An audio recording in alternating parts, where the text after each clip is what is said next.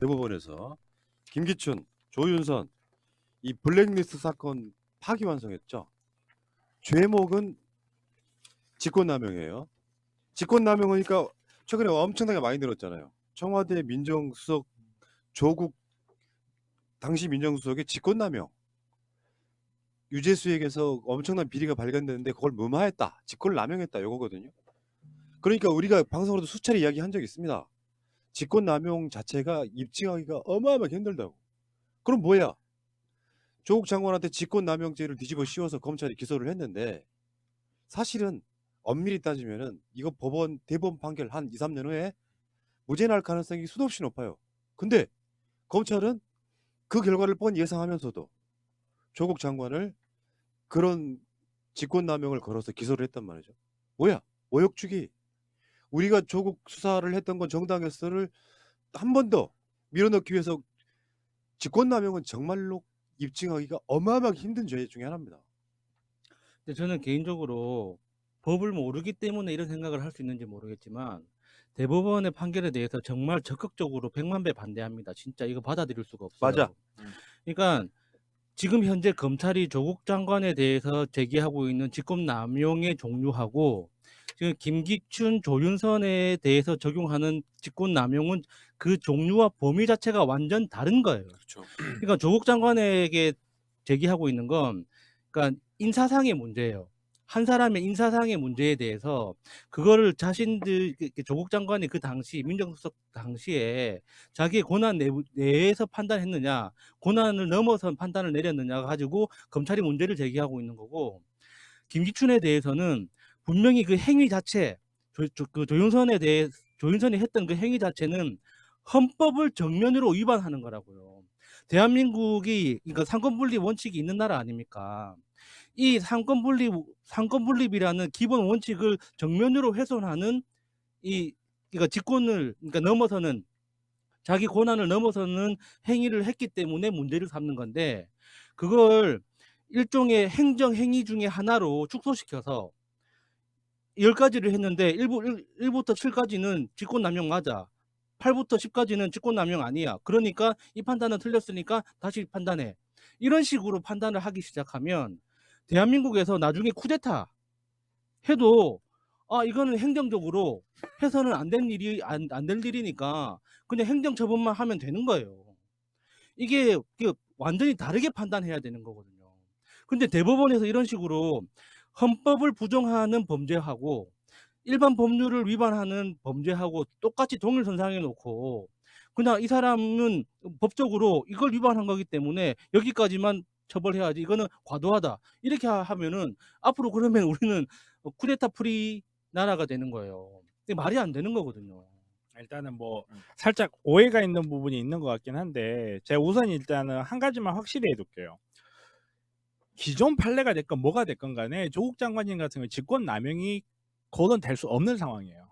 일단은 직권이 남용이 되려면 전에도 한번 이야기를 한 적이 있지만 직권을 남용하여 타인의 권리 행사를 방해하거나 혹은 의무 없는 일을 시킬 때라는 구성 요소들이 있어요.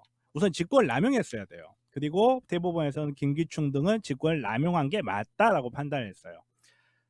조국 장관님 같은 경우는 직권 남용한 게 아니에요. 일단은 재량권 행사 내고 이거는 기존의 판례가 있어요. 기존 판례가 있고 고소해야 될 사건을 고소하지 않았다라는 거는 이거는 재량행위에 불과하다는 기존 판례가 있어요. 그렇기 때문에 이거를 직권이 남용됐다고 볼 수도 없고 재량권에 대해서 너무 자세히 이야기하면 너무 길어지겠지만 일단은 그렇기 때문에 김기춘이라든지 조윤선 사건과 조국 장관님 사건을 이렇게 단순 비교하는 것은 저는 그래서 안 된다고 생각을 하지만 설명하기 간단하게 일단 이야기를 하자면 직권 남용이 맞다. 김기춘이나 조윤선 같은 직권 남용이 맞는데 보고 등을 하게 하는 행위가 과연 이게 의무가 없는 일이냐, 어떻게 보면 보고를 해야 되는 거 의무가 맞기 때문에 의무가 없는 일이냐 해서 이 부분만 판단을 더 해봐라 라고 해서 파기환송을 한 거예요. 직권남용이라는 죄 자체가 실질적으로 사문화되고 있는 건 맞아요. 그거는 저는 굉장히 우려하고 저도 반대해요. 직권남용은 저는 그래서 전에도 한번 김기춘 오병우법을 만들어야 된다라고 이야기를 했을 정도로 이 부분은 정말 이렇게 법이 엄격하게 따져봐야 돼요. 근데 조국 장관님 같은 경우는 재량권 행사 범위에서 벗어난 게 아니거든요. 지금 김기춘이나 조윤선은 국민들의 블랙리스트를 만들어서 나눴어요. 자기네들 임의로. 어떤 국민은 국민이고 어떤 국민은 국민이 아니라고 나눠버린 거랑 똑같은 거거든요. 이거는 어느 걸로 봤을 때도 재량 직권을 남용한 거라 볼 수 있는 거잖아요. 조국 장관님 그런 게 있어요? 없단 말이에요. 그냥 이게 이게 감찰해봤더니 이러이러한 문제가 있었습니다. 감찰 중단시킨 것도 아니잖아요. 감찰해봤더니 이러이러한 문제가 있었습니다. 이걸 고소를 할까요 말까요 했을 때 그냥 사표 낸고 해서 고발을 하지 않았다는 이유로 지금 직권남용이라고 한 건 재량권을 일탈했다고 하는데, 이 부분에서 일단 재량권이 일탈이 되지 않지만 설사 재량권이 일탈됐다고 한들 밑에 있는 부하 직원들한테 이거를 고발을 어떻게 고발을 할지 말지를 이렇게 지시한 것 자체가 이 밑에 있는 직원들이 의무 없는 일을 하게 한 게 아니잖아요. 일단은 일을 못하게 한 거지, 하게 한 게 아니니까. 그러면 권리 행사를 방해했느냐? 그러면 얘네들이 뭐 어떤 사람을 고발할 권리가 있나요? 고소 고발할 권리가? 그런 권리가 따로 있는 건 아니란 말이에요. 그러면 같은 선상에서 생각해봤을 때 대법원 판결을 그냥 조국 장관이 얘도 그대로 그냥 밀어 넣어보자고요. 한번 재량권이 남용됐다 치고 일단은 그렇다 하더라도 이거는 유죄가 선고가 될 사건이 아니라는 거죠. 다시 한번 강조드리지만 김기춘, 조윤선과 같은 행위, 블랙리스트를 만들고 국민들 나누려 했던 이 행위하고 조국 장관님이 했던 행위를 동일 선상에서 비교해야 된다고 자체가 굉장히 기분이 나쁘고 말도 안 돼요. 그 이야기는 이제 어떤 의미냐면은 명백하게 직권남용으로 보이는 것도 누가 봐도 누구를 못되게 만들었잖아요. 누가 봐도 그것도 대법원에서는 사실상 파기환송시키는데, 그렇죠. 내 말의 요지는 그런 거예요. 뭐 조국 장관하고 비교하려고 그런 게 아니라, 근데 요거는 자기 업무 범위 내에 어떤 재량을 갖고 다투는 건데, 그것마저도 직권남용으로 걸었던 검찰이 무리한 수사했다는 것을 오늘 나온 이 조윤선, 김기춘 이 사건에서도 그냥 명백하게 보인다, 이런 이야기를 드리는 거예요. 그러니까 제가 이 말을 한 거는 정말로 이렇게 진보 진영 사람들 중에도 그런 말을 하시는 분들이 있어요. 이렇게 도덕적으로 법원에서 무죄 나왔어도 비난받을 행위는 맞는 거 아니냐, 이런 식으로 가는 사람도 있거든요.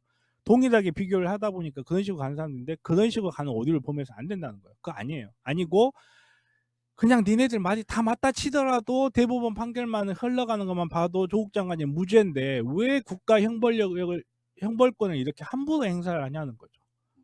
근데 저는 이게 대법원이 아무리 이제 법철학에 근거해서, 그러니까 법의 조문 중심으로 법에 있는 내용을 바탕으로 그 한계 내에서 판단을 하고, 그러니까 그 검찰이 기소한 내용을 바탕으로 해서 뭐 그 안에서 뭐 판단을 해야 된다는 그런 제한 요소들이 있지만, 대법원 아닙니까? 대한민국에서 내리는 최종적인 법률적 판단 아니에요. 그러면 그냥 법률 전문가로서 법만 가지고 판단할 게 아니라 대한민국의 헌법이 지금 어떤 위치에 있는지, 지금 어떻게 침해받았는지에 대한 것도 같이 고려를 해줘야죠. 그러면 대법원은 헌법재판소가 아니니까 헌법 문제는 헌법재판소에서 알아서 하고, 우리는 그냥 법률 전문가니까 그냥 법률에 있는 것만 판단하겠다. 그러면 대법원 왜 있어요? 그러면 그냥 AI 그냥 갖다 놓고 그냥 그 기계 돌리면 되지. 그러니까 그 각각의 사안이 가지는 범죄라는 것이 그 범죄의 행위로서 침해한 그 요소 자체가 국민의 기본권, 그러니까 대한민국의 헌법에 명시되어 있는 가장 기본적인 거를 완전히 그냥 대놓고 침해했잖아요. 그러면 그 헌법은 처벌 조항이 없단 말이죠. 그렇기 때문에 대법원에서만이라도 조금 더 특별하게 다루어야 된다는 거예요. 그러니까 일반 자범들까지 그 헌법까지 뭐 생각하라는 게 아니라, 이거는 청와대에서 일어났던 범죄 아닙니까? 이거는 다르게 다루어야 되는 거지. 이거 청와대에서 일어나는 범죄까지 일반 자범들하고 똑같은 선상에서 뭐 이 법률 조항에 이 조항은 이러니까 이건 여기까지만 범죄고 여기까지는 아닌 것 같다, 다시 판단해봐, 이거는 아니라는 거죠. 일단 뭐 무죄 취지 파기환송이라고 지금 100% 보기는 어려워요. 무죄 취지 파기환송이라기보다는 이러이러한 부분들을 한 번쯤 더 다퉈봐야 된다 부분이니까, 이걸 가지고 아직까지 대법원한테 뭐라고 하기엔 좀 그런 것 같고. 그러니까 어쨌건 조국 장관에 대해서 얼만큼 검찰이 이상한 짓을 했는지를 요모조모 여기저기서 막 이렇게 해 보면 참 그런 이야기에 대해서 지금 이야기를 하고 싶었던 거고요. 우리는 이런 판결이 나올 때마다 법원을 욕할 수는 있다고 생각하는데 저는 최근에 대법원은 상당히 잘하고 있다고 생각해요. 예전하고 좀 많이 달라졌습니다. 그러니까 당장 어떤 사건에 대해서 일희일비할 이런 측면도 있지만 대법원은 뭐예요? 법대로 하는 거예요. 일선에 있는 판사들이 법대로 하는지를 어떻게 보면 감시하는 곳일 수도 있는 거예요. 니들이 잘못했다. 그러니까 나는 김명수 효과는 분명히 있다고 봐요. 대법원이 어떤 심리를 하거나 이런 판단할 때 있어가지고. 근데 이제 그 법에 정해진 대로 뭔가를 하면 이게 뭔가 그러니까 법을 네가 잘못했었겠어라고 말하는 이런 부분이지 악의성을 갖고 지금 파기환송을 한 것이라고 저는 보지 않습니다. 부족한 부분을 다시 한번 살펴봐라. 아까 정필수 변호사가 한 말이 그 말이라고 저는 의미를 두고 있고요. 자, 어쨌건 지금 대한민국이라고 하는 국가에서 정말 말도 안 되는 검찰의 이 난을 언제쯤 안 볼 수 있겠냐 하는 것은 저는 방법은 없다고 생각해요. 간단히 말해서 국회에 다수당을 만들어서 법을 바꾸는 것밖에 방법이 없습니다. 법원이 해줘야 될 중요한 역할이 저는 이 타이밍에 있다고 봐요. 그게 뭐냐면 공소권 남용 판단 반드시 해줘야 됩니다. 이거는 지금 검찰이 이 모양이 이 꼴이 된 데는 법원이 공소권 남용에 대해서 너무나 소극적이었던 게 있어요. 지금 세나대에서 제가 처음 말했던 공소권 남용, 지금 어느 뉴스를 봐도 다 하고 있죠. 그러니까 빨리 구독, 좋아요 누르시고요. 공소권 남용이라는 게 사실 법원이 검찰을 제어할 수 있는, 견제할 수 있는 매단되는 장치 중에 하나예요. 근데 이 중요한 공소권 남용이라는 게 정말 교과서에서나 볼 수 있는 그런 판단이 되었거든요. 이 부분은 정말 사법부가 반드시 판단해 줘야 됩니다. 알겠습니다. 그 이야기 여기까지.